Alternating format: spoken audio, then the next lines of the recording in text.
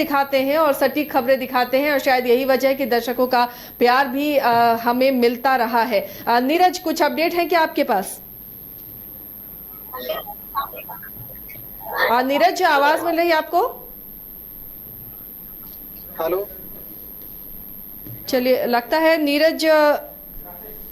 नीरज हमारे साथ अभी फिलहाल आवाज नहीं उन तक पहुंच रही है। इस बीच आसनसोल से बड़ी खबर ये मिल रही है, शत्रुघ्न सिन्हा वहां आगे चल रहे हैं। पश्चिम बंगाल में 31 सीटों पर तृणमूल, 10 पर भाजपा और 1 पर कांग्रेस आगे है। और शत्रुघ्न सिन्हा जिन्होंने आसनसोल सीट से यहां चुनाव लड़ा है वो आगे चल रहे हैं।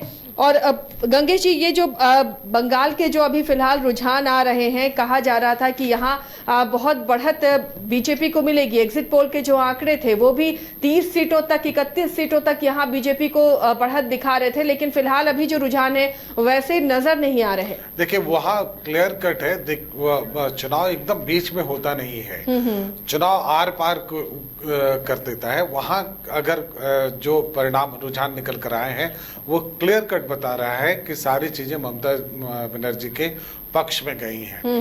जो सैंपलिंग हुई होगी वो वोटर्स को ली होगी। हालांकि वहां पर बंगाल में वोटिंग किस तरह से होती है सभी जानते हैं, कम्युनिस्ट के ज़माने से वो एक इशू ज़रूर है।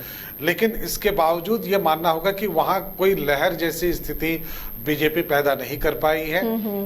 और इसका सबसे बड़ा कारण ये है कि पिछली बार जबकि बंगाल में ठीक ठाक सीट 18 सीट बीजेपी को मिली थी और उनके कार्यकर्ताओं को और मतदाताओं को टीएमसी के लोगों ने मार मार कर भगाया या भागने को मजबूर किया था, वो अलग अलग जगहों पर चले गए और बीजेपी एक पार्टी के बतौर उनके लिए कुछ नहीं कर पाई थी।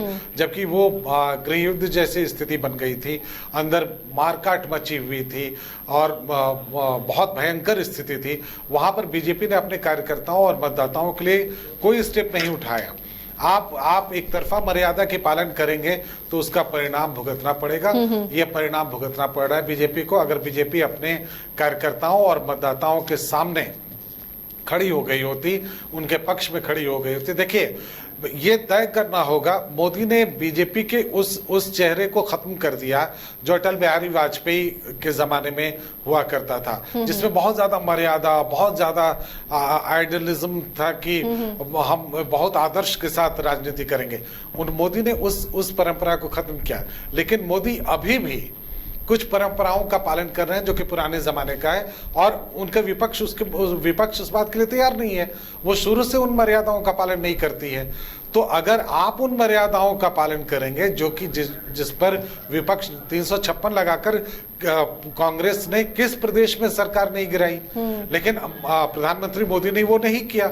वो उनके हिसाब से ऐसा करना गलत है।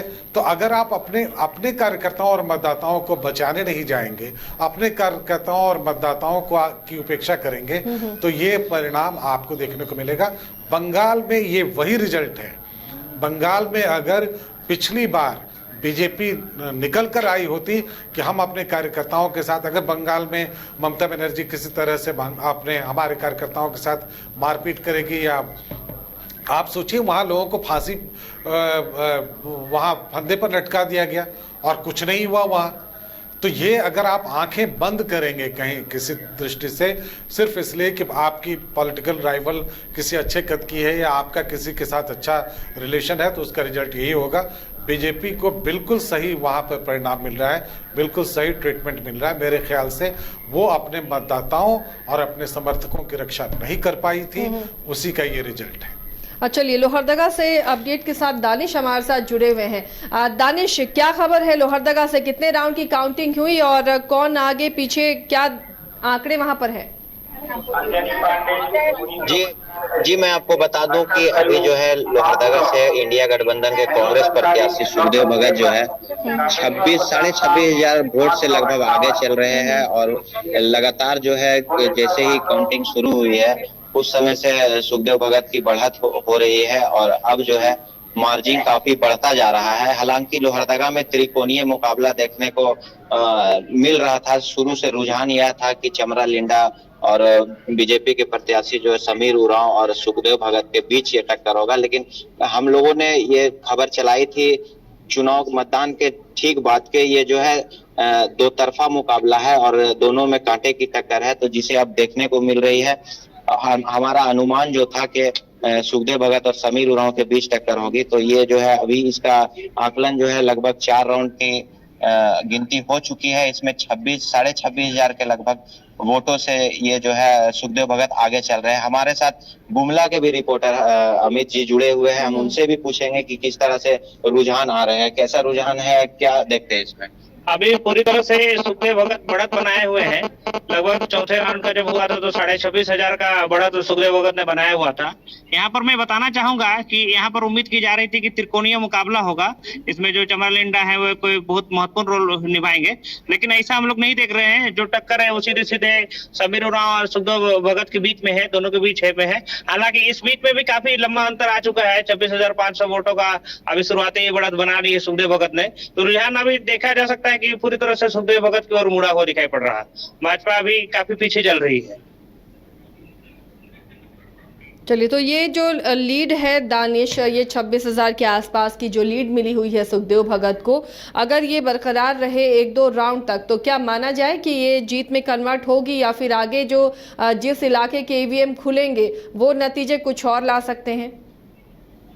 जी बिल्कुल, कहीं ना कहीं ये बात सही है कि जैसे भी नतीजे खुलेंगे तो हो सकता है कि बीजेपी को लीड मिले, काहे कि अभी बहुत ज्यादा राउंड हुए नहीं है। लगभग हमको 20 राउंड के बात है लोहरदगा में, 20 राउंड खुलेंगे तो हो सकता है 5 राउंड हुए हैं तो भाजपा लीड बना पाए। लेकिन जहां तक रुझान 26,500 वोटों की बात है, जहां तक बढ़त सुखदेव भगत की है, तो अभी तो फिलहाल यह देखा जा रहा है कि यह आंकड़ा लगातार बढ़ता जा रहा है। कहीं समीर उरांव जो है इसको छू नहीं पा रहे हैं, ऐसा प्रतीत होता है कि यह आंकड़ा बढ़ता जाएगा और सुखदेव भगत को लीड मिलती जाएगी, ऐसा देखा जा रहा है।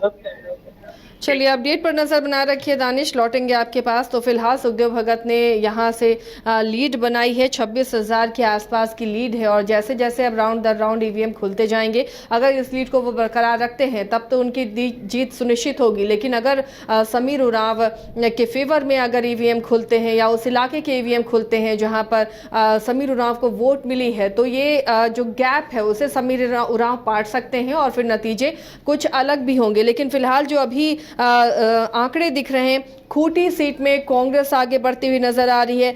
सिंहभूम सीट में भी जोबा माझी जो जेएमएम की कैंडिडेट हैं, झारखंड सरकार में मंत्री भी रह चुकी हैं, वो यहां पर लीड ले रही हैं और ये लीड शायद जीत में तब्दील भी हो सकती है। वहीं लोहरदगा में भी सुखदेव भगत फिलहाल लीड ले रहे हैं और अगर ये लीड बरकरार उन्होंने रखी तो ये जीत में तब्दील भी हो सकती है। न्यूज रूम से भी हमारे सहयोगी जुड़े हुए हैं, अपडेट के लिए उनका रुख करते हैं। रंजन जी, क्या अगर आप सुन पा रहे हैं तो फिलहाल क्या अपडेट आपके पास अभी है झारखंड की इन 14 सीटों को लेकर?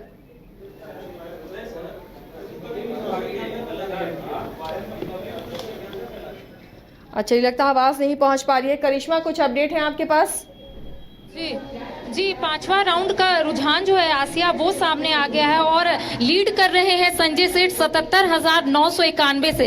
अगर आंकड़े की बात करेंगे तो यशस्विनी सहाय को 1,34,958 वोट प्राप्त हुए हैं और अगर बात करेंगे संजय सेठ की तो 2,12,949 वोट फिलहाल संजय सेठ को मिले हैं और दोनों के अंतर अगर हम लोग बात करें तो 77,991 वोट से आगे है फिलहाल संजय सेठ। तो 5वें राउंड में भी संजय सेठ ने वो बढ़त बरकरार रखी है। अब छठे राउंड थोड़ी देर के बाद जो रुझान है वो सामने आ जाएंगे आसिया, लेकिन आप पहले राउंड से 5वें राउंड तक की बात करेंगे तो बीजेपी लगातार बढ़त बनाती हुई यहाँ पर नजर आ रही है। जी चलिए, तो बीजेपी फिलहाल रांची की सीट पर तो बढ़त बनाती हुई नजर आ रही है, लेकिन जो 3 सीटें हैं जिस पर लगातार हम चर्चा कर रहे हैं, खूंटी, सिंहभूम, लोहरदगा, यहाँ से बीजेपी पिछड़ती हुई नजर आ रही है। लगातार अपने दर्शकों तक हम ये अपडेट पहुंचा रहे हैं। एक छोटे से ब्रेक के लिए यहाँ पर रुकेंगे, कुछ खास मेहमान भी हमारे साथ स्टूडियो में जुड़ेंगे जिनसे चर्चा होती रहेगी। और चलिए, तो हमारे साथ अब मनीष जुड़ेंगे और वो आगे चर्चा में शामिल होंगे। कुछ बीजेपी और कांग्रेस से भी हमारे साथ गेस्ट जुड़ रहे हैं। बिहार झारखंड के तमाम अपडेट के लिए लगातार आप देखते रहिए न्यूज़ बाइस्कोप।